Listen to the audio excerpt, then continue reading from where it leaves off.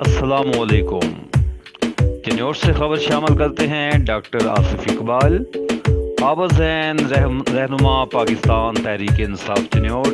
Government of Punjab کا ای روز programme جو کہ بے روزگار نوجوانوں کی آخری امید سمجھا جاتا تھا، اب وہ ختم ہونے کی طرف جا رہا ہے۔ موجودہ صورتحال اور حکومتی بد انتظامیوں کی وجہ سے اس پروگرام کے 200 سے زیادہ ملازمین کو برطرف کرنے کا نوٹیفیکیشن جاری کر دیا گیا ہے۔ ہیروز پروگرام پنجاب کے 36 اضلاع میں کام کر رہا تھا، جس کے تحت اب تک 40,000 سے زیادہ نوجوانوں کو مفت ٹریننگ دی جا چکی تھی، اور اس سے مستفید طلباء ابھی تک 3.5 ارب سے زیادہ زر مبادلہ کما کر ملک کی ترقی میں شامل ہو چکے ہیں۔ اس منصوبہ سے نہ صرف یہ 40,000 لوگ بلکہ بہت سارے اور خاندان اپنا روزگار کما رہے تھے، ملک میں زر مبادلہ کے ذخائر بڑھانے میں اپنا رول پلے کر رہے تھے۔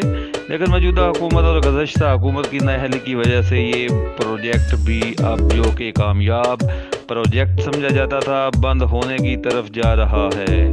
لہٰذا حکومت کو چاہیے کہ اس موجودہ صورتحال کے پیش نظر اور مہنگائی کو مد نظر رکھتے ہوئے اپنے ان فیصلوں پر نظر ثانی کرے، اور وہ تمام خاندان جو اس اقدام کی وجہ سے بے روزگار ہونے جا رہے ہیں، ان کو بے روزگاری کے ظلم سے بچایا جائے اور ملازمین کا معاشی قتل نہ کیا جائے۔